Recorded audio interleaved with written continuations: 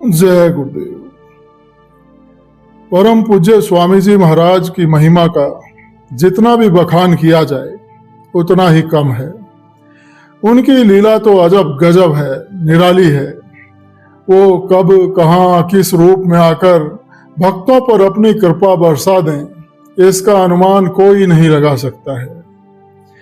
तो आज एक ऐसी ही अत्यंत मार्मिक और हृदय को छू लेने वाली एक सच्ची घटना यहाँ प्रस्तुत की जा रही है।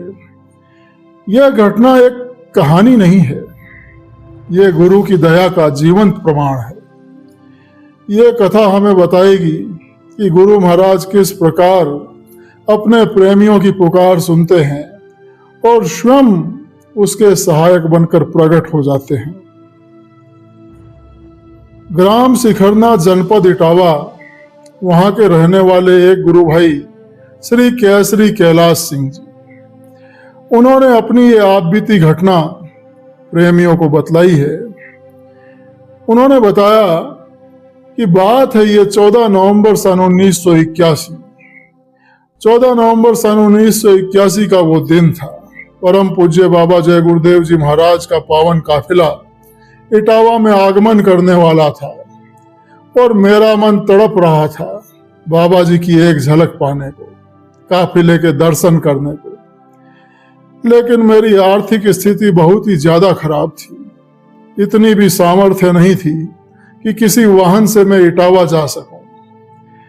तो फिर मैंने मन ही मन संकल्प लिया कि मैं पैदल यात्रा करूंगा, चाहे कितनी भी कठिनाई आए, लेकिन मैं बाबा जी के दर्शन करने जरूर जाऊंगा, उनके काफिले का दर्शन करूंगा। तो मेरे दो छोटे छोटे बच्चे, एक 12 साल की बेटी और एक 10 साल का बेटा, वो मेरे पास आकर खड़े हो गए और उन्होंने भी जिद ठान ली। कहा कि पिताजी, हम भी आपके साथ चलेंगे बाबा जी के दर्शन करने। मैंने उन्हें बड़े ही प्यार से समझाया कि बेटा, मैं किसी सवारी से तो जाऊंगा नहीं, रास्ता लंबा है, थक जाओगे। लेकिन बच्चों की आंखों में श्रद्धा की वो चमक थी। बेटा बोला कि पिताजी, हम रास्ते में आपको तंग नहीं करेंगे, पैदल चल लेंगे, हमें ले चलिए, पर बाबा जी के दर्शन करने के लिए हम जरूर चलेंगे पिताजी। तो बच्चों की ये बात सुनकर मैं सोच में पड़ गया। पिता के रूप में बच्चों को दुख देना मुझे बड़ा कठिन लग रहा था, लेकिन प्रेमियों के रूप में उनका भाव देखकर मैं उन्हें मना नहीं कर सका। मेरी आंखों में आंसू भर आए। मैंने अपना सिर झुकाया और उन्हें अपने साथ लेकर पैदल यात्रा पर निकल पड़ा। रास्ता लंबा था, उबड़ खाबड़ था, लेकिन मन में भक्ति की लौ जल रही थी। दिन ढल चुका था, रात की चादर चारों ओर फैलती जा रही थी।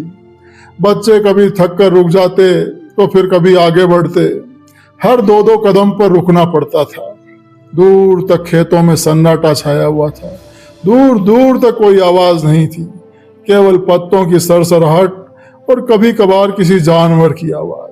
चारों ओर घनघोर अंधेरा, बस आसमान में कहीं कहीं तारे टिमटिमा रहे थे।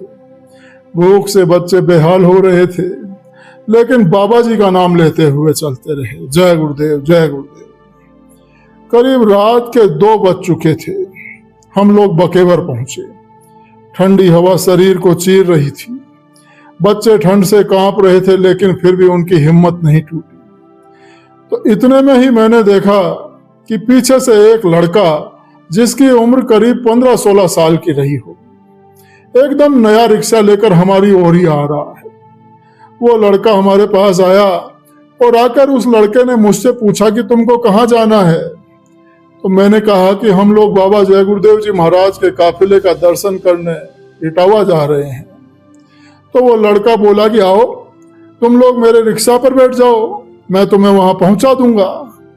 तो मैंने सकपका कर कहा कि भाई, मेरे पास तो पैसे हैं नहीं, तुम फिर पैसे मांगोगे तो मैं तुम्हें कहां से पैसे दूंगा। तो उस लड़के ने मेरी ओर देखा और फिर बोला, अरे तुम तो बैठ जाओ, मैं पैसे नहीं लूंगा।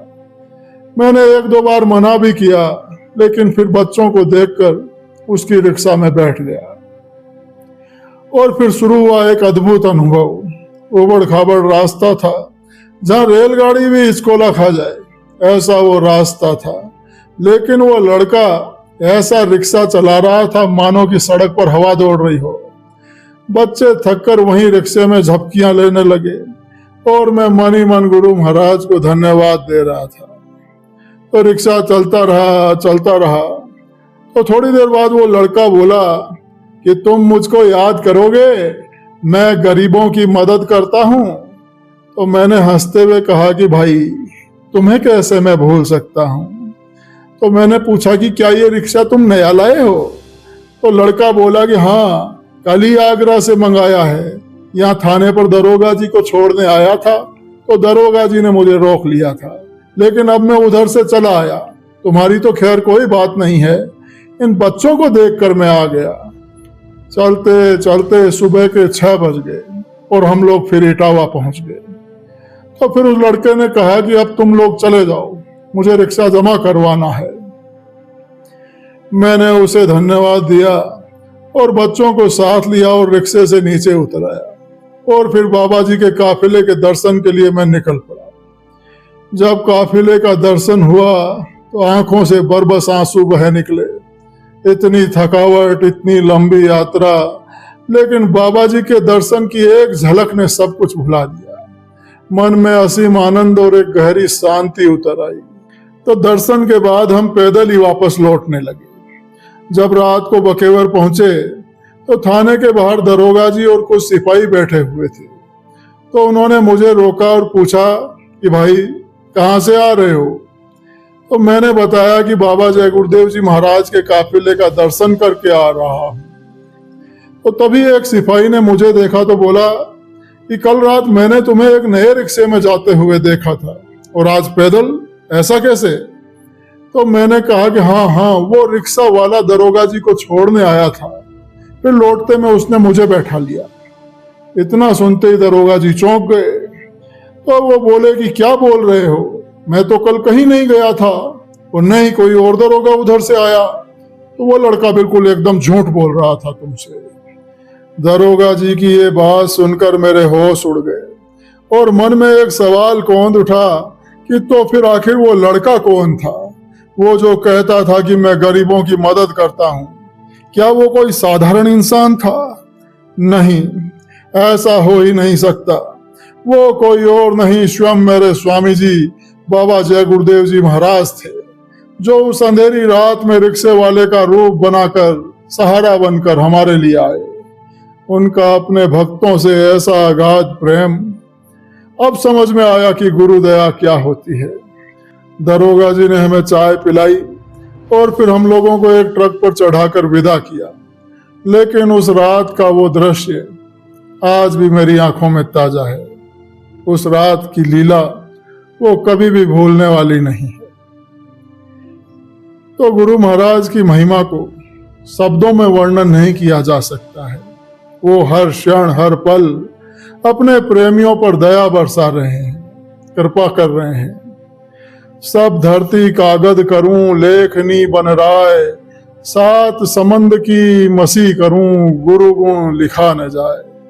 ये केवल एक वाक्य नहीं है, ये एक अनुभव है।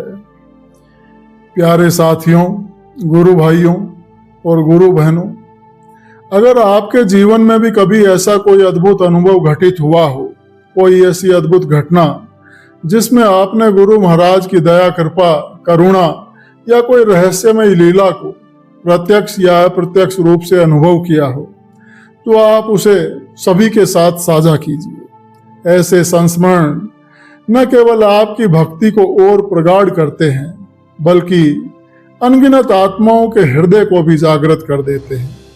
आपका अनुभव किसी और के जीवन का मोड़ बन सकता है, किसी और की श्रद्धा को जन्म दे सकता है।